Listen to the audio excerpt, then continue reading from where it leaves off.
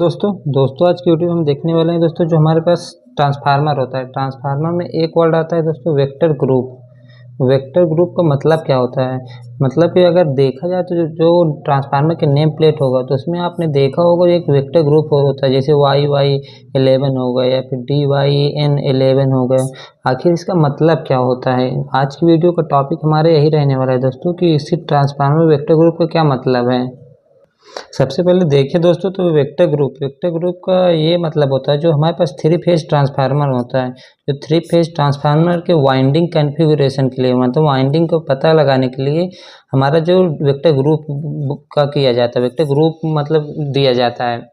मतलब दोस्तों, जो प्राइमरी वाइंडिंग तथा सेकेंडरी वाइंडिंग के बीच की वाइंडिंग के कॉन्फ़िगरेशन जानने के लिए हम वेक्टर ग्रुप का यूज किया जाता है। तथा इसमें एक वेक्टर ग्रुप टेस्ट भी होता है। मतलब जो हमारे पास ट्रांसफार्मर इंस्टॉल करते हैं, ट्रांसफार्मर इंस्टॉल करते समय वेक्टर ग्रुप का टेस्टिंग भी होता है। वेक्टर ग्रुप अगर हम ओके है तो तभी हमारा ट्रांसफार्मर को इंस्टॉल किया जाता है। बात करते हैं दोस्तों, जो वेक्टर ग्रुप होता है, वेक्टर ग्रुप में आपने देखा होगा, अगर एक एग्जांपल लेके चलें तो एक एग्जांपल हमारे पास आता है जैसे DYN11। इसका मतलब आखिर क्या होता है? अगर DYN11 का देखें दोस्तों, तो जो हमारे पास डी होता है, डी मतलब होता है डेल्टा, मतलब हमारा जो डेल्टा हो गया। वाई मतलब स्टार। अगर इसका मतलब जो पहला वर्ड कैपिटल है, इसका मतलब यह हो दोस्तों, यह हमारा हाई वोल्टेज साइड है। हाई वोल्टेज है मतलब मान सकते हैं कि हमारा हाई वोल्टेज साइड है, फिर बोल सकते हैं इसका प्राइमरी साइड हमारा दोस्तों डेल्टा में है, जिसको हमारा कैपिटल में रखा जाता है। तथा एन मतलब होता है दोस्तों न्यूट्रल। एन मतलब न्यूट्रल होता है। तथा 11 का मतलब ये होता है दोस्तों कि हमारा जो क्लॉक वाइज चलता है, मतलब ये होता है दोस्तों, जो हमारा क्लॉक चलता है उसमें हम जैसे 12, 6, 3, 9, मतलब इसमें जो 1 आवर को पर आवर को हम 30 डिग्री में कर दिया जाता है। मतलब जैसे पर आवर को हम 30 डिग्री फेज डिफरेंस कर दिया जाता है। मतलब जो प्राइमरी तथा सेकेंडरी वाइंडिंग में जो फेज डिफरेंस रहेगा दोस्तों, जैसे हम क्लॉक वाइज के हिसाब से, जैसे 11 है तो 30 डिग्री का डिफरेंस रहेगा। अब बात करें जो 11 का मतलब ये हो गया दोस्तों, जो सेकेंडरी वाइंडिंग है हमारी, सेकेंडरी वाइंडिंग जो प्राइमरी वाइंडिंग से हमारा 30 डिग्री लीड करती है। मतलब हमारा लीड करते हैं, मतलब उल्टा चलता है। ना कि आप अगर 11 को देखें तो लैग नहीं करता, जबकि हमारा लीड करता है। 30 डिग्री सेकेंडरी वाइंडिंग हमारा लीड करता है। इसलिए दोस्तों DY11 का मतलब यही होता है दोस्तों कि डेल्टा स्टार तथा न्यूट्रल, तथा 11 होता है 30 डिग्री लैग करता है। अब बात कर लेते हैं अगर यूजेज के अनुसार हमारा यूज कैसे किया जाता है। क्योंकि हमारे पास जो ट्रांसफार्मर थ्री फेज वो कई तरह के होते हैं। एक तो हमारा स्टार आता है, या फिर डेल्टा आता है, फिर डेल्टा स्टार हो गया, या स्टार डेल्टा हो गया। मतलब यह कॉन्फ़िगरेशन हमारा पाया जाता है। अब बात कर लेते हैं अगर यूज के अनुसार देखें तो अगर हम वेक्टर ग्रुप में कैसे YD1 हो गया या फिर YD11 हो गया, इसका यूज हम दोस्तों स्टेप अप ट्रांसफार्मर में करते हैं। मतलब स्टेप अप ट्रांसफार्मर के लिए ये दोनों वेक्टर ग्रुप का यूज किया जाता है। तथा अगर हम देखें तो DY1 हो गया तथा DY11, ये दोनों हमारा स्टेप डाउन पे यूज किया जाता है। जहाँ पर हमारा स्टेप डाउन ट्रांसफार्मर रहेगा वहाँ पर हम मैक्सिमम केस में DY1 या DY11 ही देखा जाता है। अब बात कर लेते हैं दोस्तों, जो हमारा वेक्टर ग्रुप तो कंफर्म हो गया कि मतलब इसे वाइंडिंग कॉन्फ़िगरेशन पता करने के लिए हमारा वेक्टर ग्रुप लिखा जाता है। अब वेक्टर ग्रुप टेस्ट कैसे करते हैं?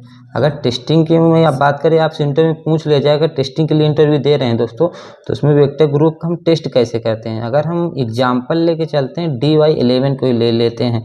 DY11 को लेके अगर चलते हैं तो सबसे पहले जो डी मतलब डेल्टा मतलब प्राइमरी वाइंडिंग, मतलब हाई वोल्टेज साइड को हम बोल सकते हैं। हाई वोल्टेज साइड हमारा डेल्टा में है। मतलब अगर बोल दें तो डेल्टा का जो सिंबल है हमारा दोस्तों ऐसे होता है। जैसा कि जानते हैं, अगर प्रत्येक वाइंडिंग हमारे दोस्तों 120 डिग्री एक दूसरे से अपार्ट रहता है। जैसे हम अगर इसको मान लें दोस्तों, तो U V तथा W ये हमारा प्राइमरी वाइंडिंग होंगे। अगर Y मतलब स्टार हम जैसे जानते हैं कि जो सेकेंडरी वाइंडिंग रहे तो मतलब लो वोल्टेज साइड, जो अगर स्मॉल में है तो लो वोल्टेज है, तो लो वोल्टेज के लिए हम जो अगर बनाएंगे तो स्टार का सिंबल जैसे जानते हैं ऐसे रहता है। लेकिन हमारा जो अगर एग्जैक्टली हमारा तो ऐसे रहेगा, लेकिन अगर इसी को हम 30 डिग्री हमारा लीड करेंगे, अगर 30 डिग्री लीड करेंगे 11 पे लाएंगे तो हमारा ये आ जाएगा यहाँ पे दोस्तों। मतलब जैसे कि अगर फाइनली हम बना के देखें तो हमारा ये हो गया डेल्टा हो गया दोस्तों। डेल्टा के बाद हमारे जो स्टार सिंबल बनाएंगे वो हमारा अगर हमेशा याद रखेंगे अगर टेस्टिंग के टाइम हमेशा जो आर फेज रहेगा, मतलब आर फेज को हमारा शॉर्ट करते हैं, मतलब एक फेज को हमारा आर फेज मैक्सिमम कंडीशन हम शॉर्ट करके किया जाता है। अगर हम इसे यहाँ शॉर्ट करें तो जैसे कि अगर इसको 11 डिग्री शिफ्ट करें तो ये हमारा यहाँ पे आएगा, मतलब इस पर हमारा आ जाएगा। इसका नेमिंग अगर करें दोस्तों तो अगर देखें तो यू वी कैपिटल वी तथा कैपिटल डब्ल्यू, अगर इसका देखें तो small you capital W capital V. अब ये इसी पर हम इसी के द्वारा हम टेस्टिंग किया जाता है। अगर हम सबसे पहले सभी के बीच में हम वोल्टेज को नाप लिया जाता है, मतलब जैसे यू कैपिटल डब्ल्यू के बीच में सभी के बीच हम वोल्टेज को मेजरमेंट कर लेते हैं।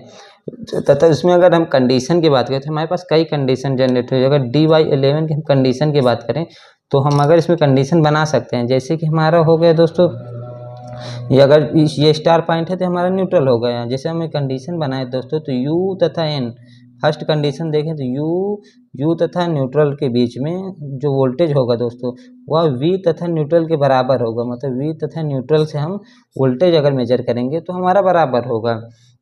अगर यही वोल्टेज हमारा दोस्तों अगर देखा जाए तो ये दोनों ये हो गया दोस्तों तथा ये हो गया, मतलब जो कैपिटल यू तथा स्मॉल डब्ल्यू तथा कैपिटल यू तथा स्मॉल वी, यह वोल्टेज हमारा बराबर रहेगा।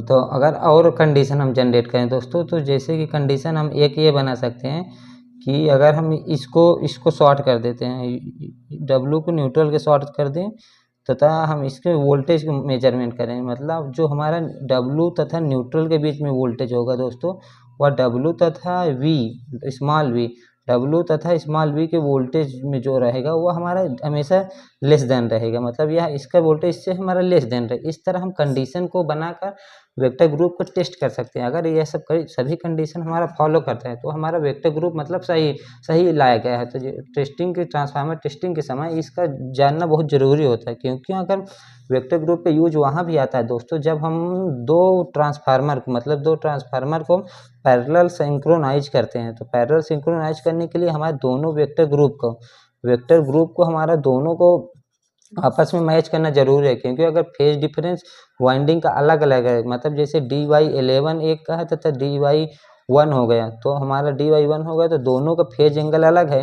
क्योंकि इसमें 30 डिग्री लीड है इसमें तथा लैग है। तो अगर पैरेलल में कनेक्ट करेंगे तो आगे लगे इक्विपमेंट में प्रॉब्लम हो सकती है, इसलिए हमेशा पैरेलल में सिंक्रोनाइज करने से पहले वेक्टर ग्रुप का टेस्ट किया जाता है। वेक्टर ग्रुप मतलब देखा जाता है कि दोनों का सेम है या नहीं।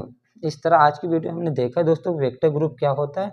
वेक्टर ग्रुप का मतलब ये होता है कि दोस्तों वाइंडिंग के कॉन्फ़िगरेशन को समझने के लिए, मतलब 3 फेज वाइंडिंग की कॉन्फ़िगरेशन को समझने के लिए वेक्टर ग्रुप किया जाता था। वेक्टर ग्रुप टेस्ट से हम वेक्टर ग्रुप को कैसे मेजर करते हैं वो हम देखे हैं। अगर वीडियो आपको पसंद आए दोस्तों तो हमारे चैनल को सब्सक्राइब कर लीजिए।